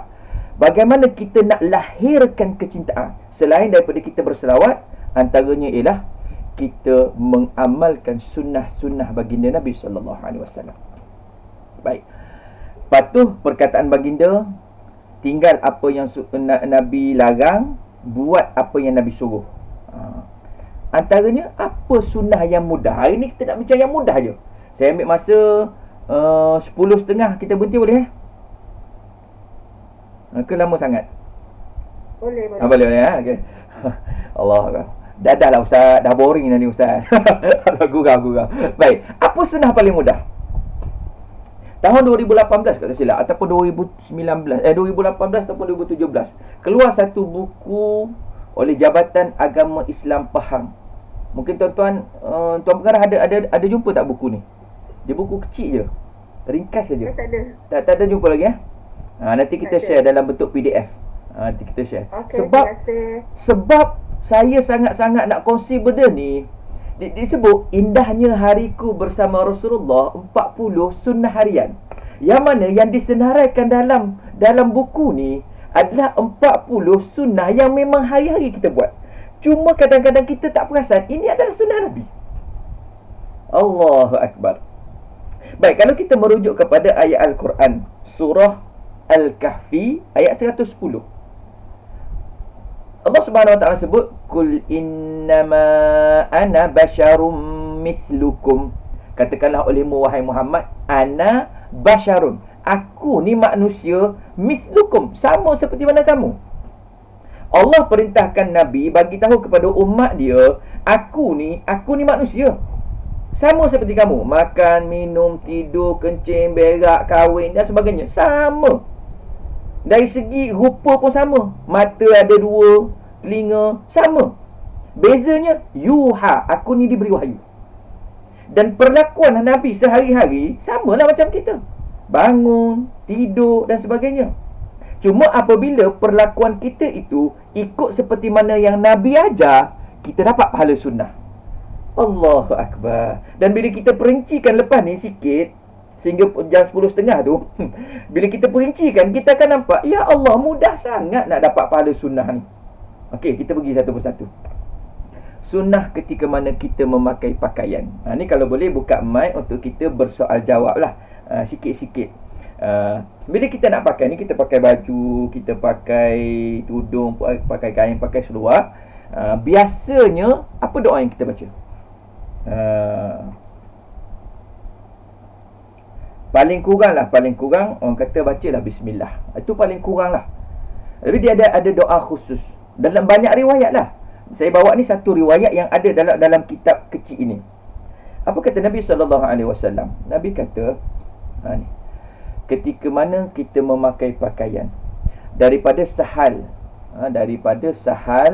bin Mu'az, daripada ayahnya, dia berkata, Rasulullah SAW bersabda, barang sesiapa yang mengenakan pakaian, dia pakai baju, kemudian dia mengungkapkan, dia baca doa ni, alhamdulillahilladzi kasani hadza wa razaqani min ghairi haulin minni wala quwwatin. Kalau tak boleh bahasa Arab, bahasa Melayu pun tak apa. Dengan segala puji bagi Allah yang telah memakaikan pakaian dan memberikan kepadaku tanpa ada daya kekuatan dariku. Itu doa dia. Yang mahalnya ialah yang kat bawah tu. Tuan-tuan tengok kat bawah tu. Sambungan daripada hadis ini, apa kata Nabi? Ghufira lahu ma taqaddama min dhanbi. Akan diampunkan segala dosanya yang telah lalu. Tuan-tuan, ibu-ibu, warga Jabatan Kimia sekalian, yang bawah tu sangat mahal. Maksudnya setiap kali kita pakai pakaian, kemudian kita baca doa ini, Allah hapuskan dosa kita, dipadam dosa kita. Ya Allah. Bayangkan dalam sehari berapa kali kita tukar baju. Baju tidur semalam kita tak pakai pergi office. Pelik pakai baju tidur pergi office. Orang yang kaki masjid nak pergi semayang, dia pakai, kadang-kadang pakai jubah, pakai baju Melayu, dan dia tak pakai jubah pergi office. Tukar pula, pakai yang kerja. Kemudian petang kalau nak pergi berjoging dan sebagainya, orang tak pakai jubah pergi jogging, pakai yang untuk sukan. Kemudian nak tidur malam, pakai baju tidur. Jadi dalam sehari tu kadang-kadang 4-5 kali kita tukar baju, kita tukar pakaian. Berapa kali kita baca doa? Itu persoalannya. Jadi bila kita dah tahu kelebihan ini, sunnah ini, bagi saya lah, kita cerita pengalaman. Bagi saya, bila dapat benda ni, saya dapat daripada Telegram lah, cuma saya printkan. Saya dapat benda ni, saya terus print, saya tampal doa ni, tampal dekat almari pakaian. Yelah, nak hafal mungkin ambil masa. Jadi setiap kali lepas kita pakai baju, kita pun baca. Subhanallah. Kita memanfaatkan teknologi yang kita ada. Print, tampal. Lalu pun photostat, tampal. Subhanallah. Baik, kita terus lagi. Ini bab pakaian. Kenapa dia tak nak bergerak? Okey. Seterusnya. Okey. Doa selepas makan pun sama. Lepas kita makan, sebab apa ditekankan lepas makan? Sebab kalau cerita doa sebelum makan, boleh dikatakan kita semua mengamalkan. Kadang-kadang di meja makan ramai-ramai dengan rakan office. Okey, cerah dulu. Bismillahirrahmanirrahim. Allahumma barik lana fima razaqtana wa qina adzabannar. Amin. Okey, makan. Dah lepas makan tu kadang-kadang kita lupa nak baca doa. Teringat juga baca doa bila sendawa. Alhamdulillah. Kalau tak sendawa, lupa. Bukan tuan-tuan saja, termasuk saya yang bercakap. Kadang-kadang kita lupa. Dan Nabi ingatkan apa? Barang sesiapa yang makan makanan, selesai makan, baca doa hampir sama dengan doa tadi. Alhamdulillahilladzi at'amani hadza wa razaqani min ghairi haulin minni wala quwwatin ghufira lahu ma taqaddama min dhanbi. Ini mahalnya. Lepas makan saja dapat pengampunan daripada Allah Subhanahu wa taala. Tuan-tuan, ibu-ibu, warga kimia sekalian, ya Allah, untung kita ikut Nabi. Untung kita ikut Nabi. Bukan hanya dapat pahala sunnah tu, bahkan dapat pengampunan dosa. Sebab itulah merujuk ayat Allah Subhanahu Wa Taala surah Ali Imran, saya akan baca last sekali. Kat sana bila kita ikut Nabi dapat ganjaran-ganjarannya yang sangat-sangat hebat. 6 minit terakhir. Doa keluar rumah. Ni biasa kita baca. Daripada rumah kita nak ke pejabat, kita akan keluar daripada rumah. Soalan pertama, keluar rumah langkah kaki. Cik Taja ni jangan jawab sebab dia banyak tahu. Orang lain. Kita nak ni. Dua hala. Boleh. Tak ada masalah. Salah betul itu soal kedua. Kita cuba. Kaki kiri Ustaz. Kaki kiri, alhamdulillah. Tahniah kepada yang jawab. Keluar rumah langkah kaki kiri. Kemudian kita baca doa. Apa doa dia? Doa dia senang je Ustaz. Saya memang hafal doa keluar rumah. Doa keluar rumah, Anas bin Malik menyatakan Nabi SAW bersabda, jika seseorang keluar dari rumahnya lalu mengucapkan, ringkas je, Bismillahi tawakkaltu ala Allah, la hawla wa la quwwata illa billah. Doa ringkas, tapi apa kata Nabi SAW? Faqala yakul, orang yang baca doa seringkas ini, kata Nabi SAW, syaitan tidak akan ganggu dia. Sebab apa? Sebab orang ni telah mendapat penjagaan, perlindungan daripada petunjuk daripada Allah Subhanahu Wa Taala. Syaitan tak ganggu. Allahu Akbar. Jom kita sama-sama amalkan sunnah Nabi yang mudah. Ustaz kecil je Ustaz yang ni, boleh besarkan. Nah, saya buat yang besar. Ni tuan-tuan boleh tampal je terus. Tampal je terus. Kalau kita boleh berdepan, saya akan bagi yang ni. Ni saya dah siapkan yang dah photostat. Doa keluar rumah dan sebagainya. Allahu Akbar. Tak apalah, ada masa, ada ketika nanti kita boleh berdepan. Baik. Doa masuk rumah. Dah keluar rumah, nak pergi ke pejabat dan sebagainya. Sebelum tu, bila kita keluar rumah, kita naik kenderaan. Ini satu lagi antara doa yang Nabi SAW ajar. Mungkin tuan-tuan memang tuan-tuan baca lah, sebab tiap-tiap hari naik kenderaan kan. Doa naik kenderaan. Boleh seorang bantu saya? Doa naik kenderaan. Memang dah hafal. Kalau tak ingat pun Google sekejap.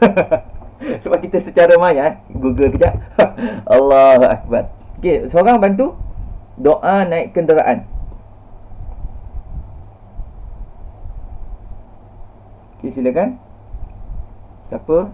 Subhanallazi sahara lana hadza wa ma kunna lahu muqrinin wa inna ila rabbina lamunqalibun. Alhamdulillah, terima kasih yang sudi berkongsi baca doa tu. Dan Ustaz, yang ni memang kita orang hafal. Baik, saya bukan nak tuju kepada hafalan tu. Bila kita merujuk, doa itu adalah ayat Al-Quran. Doa itu adalah ayat Al-Quran. Ya, the question is, soalannya, sebab 3 minit terakhir. Soalannya, pernah tak kita kira Subhanallazi sakhkhara lana tu sampai habis tu berapa huruf? Tak ada kerja Ustaz nak suruh kira. Baca sudahlah. Sebab apa? Ini mahalnya nilai. Ayat Quran. Apa kata Nabi SAW tentang kita baca Quran? Orang yang baca Al-Quran 1 huruf 10 kebaikan ataupun 10 pahala. Mudah kita nak faham. Dan aku tidak mengira alif lam mim itu sebagai 1 huruf, akan tetapi alif 1 huruf, lam 1 huruf, mim 1 huruf. Subhanallazi sakhkhara lana sampai habis tu, saya pernah suruh budak kira 50 huruf. 50 huruf. 50 darab dengan 10. Berapa? 500. Tapi kadang-kadang ada kita terlupa nak baca. Kenapa terlupa? Yang pertama tak ingat. Yang kedua, benda tu tak nampak. Yang kata dapat 500 tu tak nampak. Contoh. Okey. Kita sampai ke pejabat saja, pengarah dah ada, sampai saja ke pejabat, keluar daripada pintu kereta, pengarah tanya kita, kau baca tak doa naik kenderaan tadi? Saya memang amal, saya baca tadi. Nah, ambil 500. Subhanallah. Agak-agak apa kita buat? Terima kasih puan. Masuk balik kereta, patah balik rumah. Turun kereta, naik tu baca balik. Datang nak dapat lagi. Sebab apa? Bila benda tu kita jelmakan, nampak? Allahu Akbar. Ini gua. Jadi itu kelebihannya. Maka kita amalkan. Baik. Seterusnya, doa masuk rumah. Tadi keluar. Bila balik nanti kita nak masuk ke rumah. Keluar kaki kiri, masuk rumah kaki kanan. Baik. Doa masuk rumah. Okey. Siapa nak bantu saya baca doanya? Boleh? Kalau tak boleh saya lajukan. Baik. Saya kalau ceramah kat sekolah, tanya budak-budak, tahu tak doa masuk rumah? Tahu. Apa dia? Assalamualaikum. Tak apalah, budak-budak jawab. Okey, fine. Terima kasih. Terbaik dari ladang. Kata Nabi sallallahu alaihi wasallam daripada Abu Malik Al-Asy'ari. Rasulullah sallallahu alaihi wasallam bersabda, jika seorang lelaki masuk ke dalam rumahnya, hendaklah dia membaca. Membaca apa? Membaca doa. Kenapa? Sebab bila seseorang masuk ke rumah dan dia membaca doa ataupun menyebut nama Allah dan membaca doa, kita balik daripada satu tempat, kita diekori ataupun diikuti. Lebih-lebih lagi kalau orang keluar tadi, dia tak baca doa. Lagilah yang ikut tu, di kalangan jin dan juga syaitan ikut. Jadi bila kita nak masuk rumah tak baca doa, bos syaitan tu kata apa? Okey. Kalau kita masuk rumah baca doa, bos syaitan yang kat depan tu dia kata apa? Okey, hari ni kita tak boleh masuk. Tak ada tempat untuk kita, tak ada makanan untuk kita. Kalau kita masuk rumah dengan doa. Akan tetapi, jika seseorang tidak menyebut nama Allah ketika hendak masuk rumahnya, maka syaitan akan berkata, masuk. Tu dia masuk rumah kita, duduk dalam bilik kita, duduk di dapur, duduk dalam tandas dan sebagainya. Dan jika seseorang makan pula tak sebut nama Allah, okey, boleh makan. Hadis riwayat Muslim. Habis tu panjang-panjang cerita ni, Ustaz. Doanya apa? Doa nak yang panjang ke yang pendek? Pendek lah Ustaz, senang nak hafal. Okey, kalau yang panjang ni, kalau yang panjang yang ni, saya bagi dulu yang panjang. Sebab pernah saya ceramah, ada seorang budak darjah 2, dia hafal yang panjang ni. Allahumma inni as'aluka khairal maulaj wa khairal makhraj. Bismillahi walajna wa bismillahi kharajna wa 'ala Allahi rabbina tawakkalna. Darjah 2 hafal. Saya kata hebat kau. Saya pun cek ada duit dalam poket, ada RM20. Saya bagi RM20. Sebab apa? Tahniah boleh hafal. Ibu dan ayah dia tak hafal. Bukan orang jabatan kemian, dia orang lain. Okey. Dia kata, Ustaz bagi yang pendek je lah Ustaz, senang nak hafal. Ni yang pendek je. Bismillahi walajna wa bismillahi kharajna wa 'ala Allahi rabbina tawakkalna. 3 ungkapan saja. Tapi kita mendapat penjagaan daripada Allah Subhanahu Wa Taala, setan tak masuk rumah kita. Ni yang mahal ni. Ni yang saya nak kongsi sangat. Jadi tuan-tuan, nanti saya sharekan, dan yang dalam bentuk macam ni pun saya akan sharekan dah. Nanti saya bagi ke Cik Tajuddin ke macam mana. Tengoklah keadaannya. Supaya apa? Supaya senang kita nak tampal. Ni. Ada orang tanya, Ustaz, bila saya dah tampal ni, doa masuk rumah ni, tampal kat luar, pintu luar rumah, kemudian doa keluar rumah, tampal kat dalam. Bila saya tampal ni Ustaz, syaitan tak masuk ke? Saya jawab, masuk. Aduh, habis tu tak payah tampal lah. Nabi suruh baca. Nabi bukan kata tampal. Habis tu ustaz suruh tampal. Tampal untuk mengingatkan kita. Sebab kita dah belajar.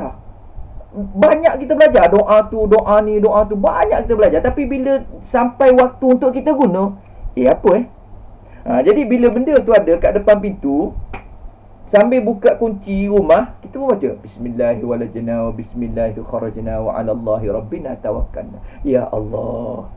Kan kamu dah tu. Okey, dah lebih masa ni. Macam mana? Tak apalah. Boleh lagi ke? Ustaz ni bila dapat mic ni bahaya. Tak tahu nak berhenti. Macam mana pengarah? Boleh berhenti aku Saya rasa okey sebab sekarang waktu rehat. masing-masing. Bolehlah. Nah, saya habiskan sikit lagi ya. Allah. Okey. Minta maaf ambil masa ya Allah. Okey. Tak masalah. Doa sebelum tidur. Ini doa yang biasa kita baca. Ini doa yang biasa kita baca. Bismikallahumma ahya wa amut. Okey, saya buka. Ada tak yang hafal doa lain? Ini untuk kongsi. Sebab apa? Doa lain tu juga adalah bersumber kepada hadis baginda Nabi SAW. Rabiul Awal kita nak melaksanakan sunnah Nabi.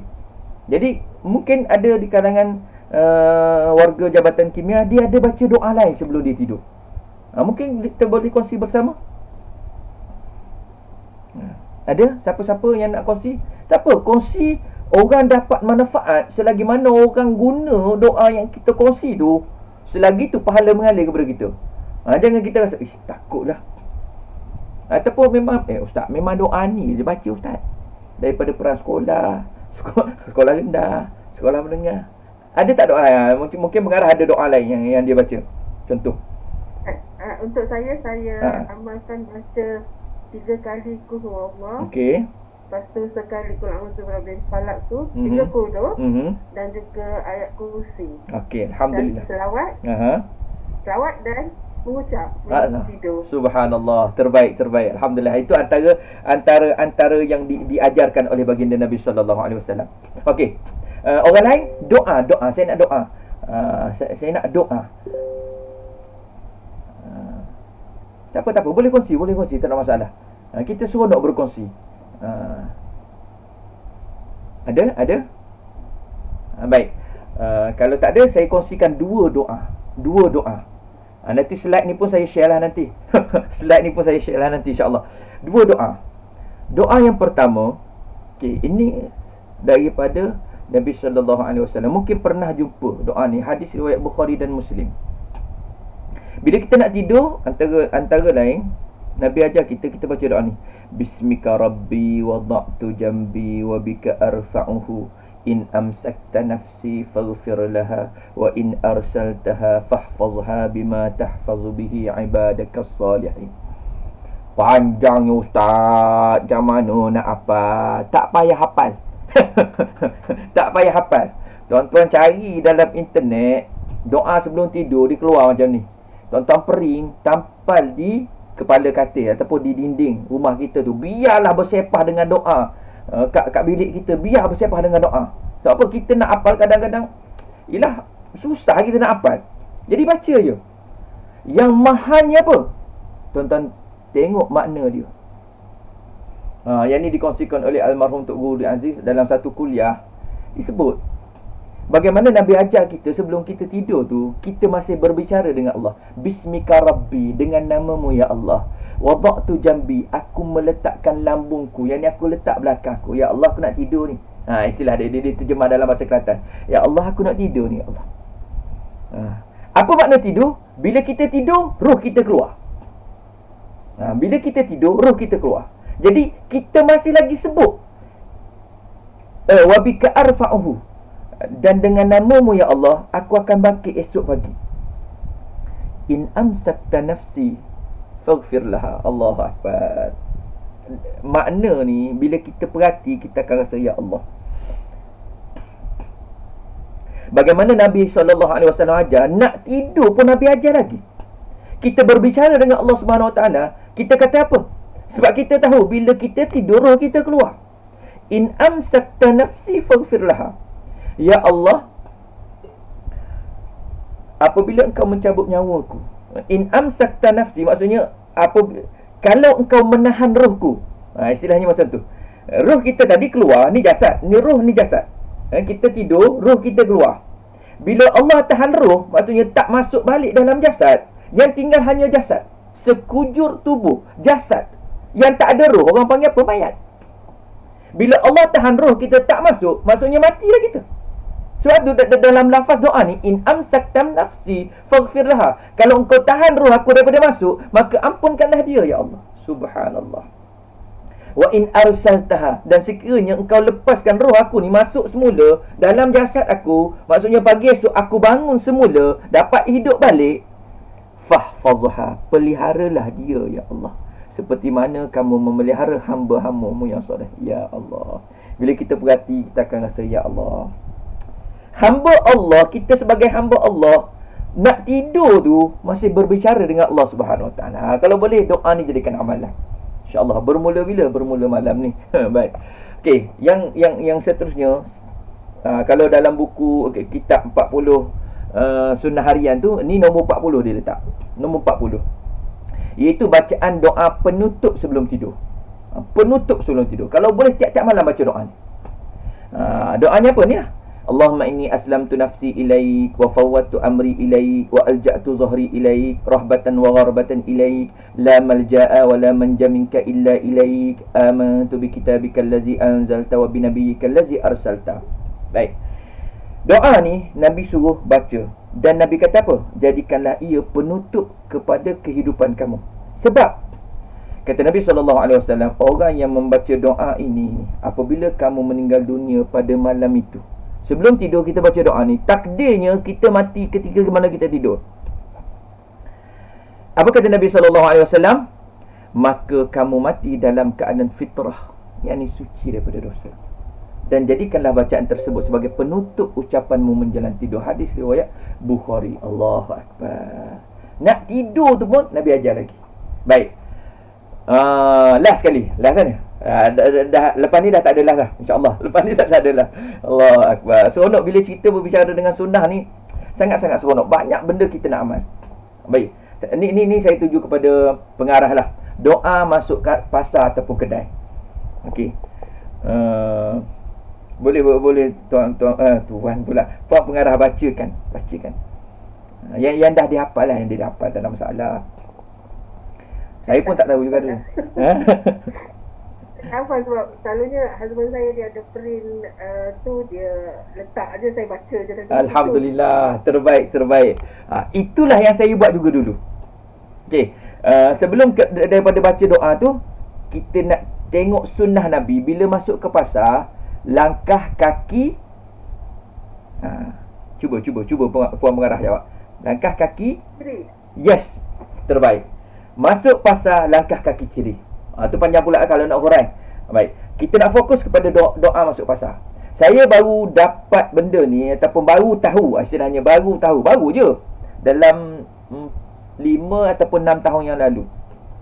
Tu pun persoalan daripada seorang ustaz dalam ceramah YouTube dia tak bagi doa ni, dia soal aja.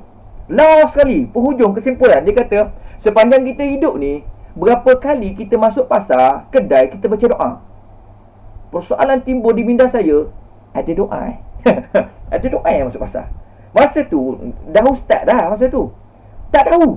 Allahu Akbar, jahilnya saya ketika itu. Dah dapat persoalan tu, Google lah. Kerja kita Google, keluar. Ya Allah, Nabi dah ajar lama dah. Kita je tak baca. Kita tu maksudnya saya lah. Dan bila saya bacakan ini, doa masuk pasar ni, tuan-tuan akan gelak. Tuan-tuan akan gelak. Sebab apa? Aku tahu doa ni. Memang. Sebab yang Nabi ajar ni bukan benda yang susah, benda yang senang, tapi mahal. Okey.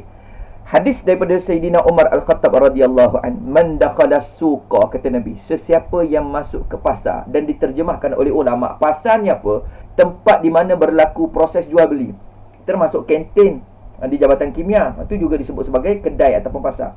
Termasuk stesen minyak, ada jual beli. Kita pergi bayar, bukan dapat free minyak. Ataupun mana-mana tempat yang ada proses jual beli, itu ada kedai ataupun pasar. Man dakhala suqa, siapa yang masuk ke pasar ataupun kedai, faqala, dan dia membaca. Bila saya baca doa ni, tuan-tuan senyum.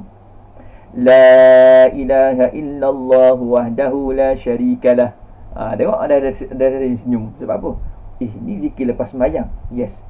La ilaha illallah wahdahu la syarikalah, lahul mulku wa lahul hamdu yuhyi wa yumit, wa huwa hayyun la yamut, biyadihil khair, wa huwa ala kulli syai'in qadir. Antara yang mahalnya kat mana? Pada selepas itu Nabi sebut, katabalahu, dituliskan untuknya. Siapa? Orang yang masuk kedai baca doa, dituliskan untuknya alfi hasanah, 1,000,000 kebaikan ataupun pahala. macam tak logik. Buat amalannya mudah je. Masuk pasar, baca doa. Tapi Allah bagi sejuta kebaikan, pahala. Itu saja tak? Wa maha anhu alfi sayi'ah. Dihapuskan daripadanya sejuta kejahatan, yakni dosa. Itu saja tak? Wa rafa'alahu alfi darajah. Ditingkatkan untuknya sejuta darjat. Itu saja tak? Wa binalahu baitan fil jannah. Dibinakan untuknya sebuah rumah di syurga. Allahu Akbar. Satu amalan berdouble-double kita dapat. Subhanallah. Sebab itu dalam risalah kecil yang saya buat ni, saya letakkan sekali doa masuk pasar. Saya print, saya letak kat kereta, seperti mana yang pengarah sebut. Itu terbaik. Sebab nak hafal kadang-kadang kita lupa. Jadi setiap kali pergi ke pasar, sebelum masuk ke pasar atau kedai, kita baca dulu doa tu. Kita jadikan amalan. Allahu Akbar. Sebab itu para suami terutamanya yang pergi kedai, pergi pasar, beli barang, kalau isteri suruh beli barang, jangan beli di satu kedai. Rugi kita. Sebab kalau beli satu kedai, 1 juta je. Jadi 2-3 barang beli kedai ni, 2-3 barang beli kedai ni. Allahu Akbar. Sebab apa? Kita mengejar untuk dapat pahala sebanyak mungkin daripada apa yang dijanjikan oleh Nabi SAW. Dan ini peluang kita. Ini peluang kita, warga Jabatan Kimia sekalian. Ini peluang kita. Kita kata, macam mana nak amalkan sunnah ni? Allah datangkan COVID. Kita nak masuk kedai, hatta restoran, sekarang ni dah boleh dine in. Apa SOP yang kita perlu patuhi? Pertama, scan. Scan suhu okey. Kemudian, kalau yang tak ada MySejahtera, scan MySejahtera. Okey. Kalau tak ada MySejahtera, tulis nama, nombor telefon, suhu. Apa tak ada pada SOP? Baca doa masuk kedai. Itu tak ada pada SOP. Habis, apa peluang kami? Ustaz kata ada peluang. Baik. Photostat ni sebesar kertas A4, laminate cantik-cantik. Jumpa kedai, minta dengan tuan kedai, tuan, saya nak letak doa ni kat sini boleh? Dekat sebelah buku orang masuk tu. Tuan-tuan bayangkan, setiap kali orang masuk, orang baca doa, seorang masuk, 1 juta masuk akaun kita. Seorang.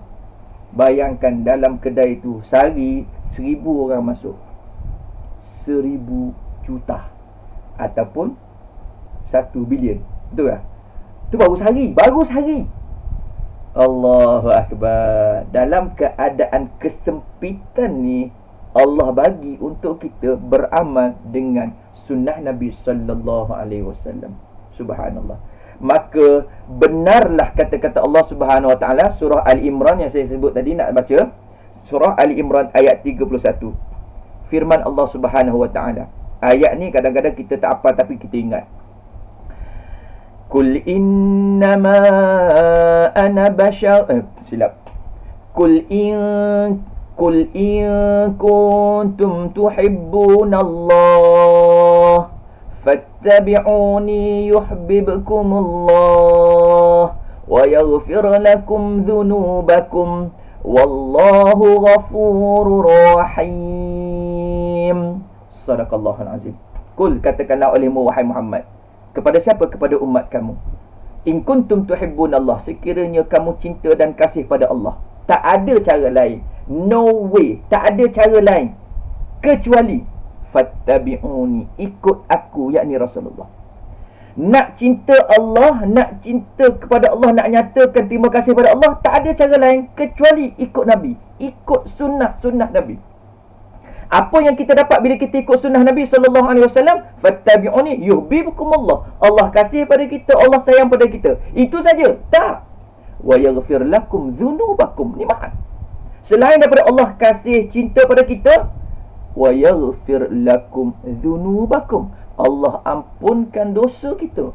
Ni yang kita nak ni. Selain daripada kita beramal untuk dapatkan pahala, kita tak lepas daripada dosa. Ada saja dosa yang kita buat, dosa-dosa kecil lah. Ada saja dosa kita buat. Nak dapatkan penghapusan dosa ni, mengamalkan sunnah Nabi sallallahu alaihi wasallam. Allahu Akbar. Kerana apa? Kerana Allah Maha Pengampun lagi Maha Mengasihani. Cukup kot insya-Allah.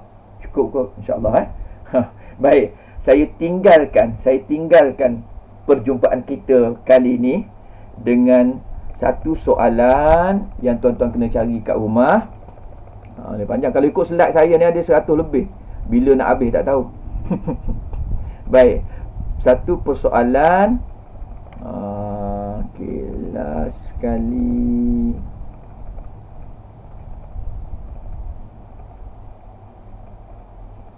Okey, berkenaan dengan Quran. Berkenaan dengan Al-Quran sebagai panduan ataupun pedoman kita. Budaya Al-Quran di Johor, okey, tak ada masalah. Okey. Persoalannya, okey, ni al-mu jadikan amalan.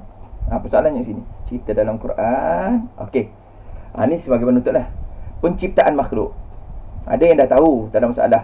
Allah Subhanahu Wa Taala sebut cerita tentang Allah buat manusia daripada tanah. Allah buat malaikat daripada cahaya.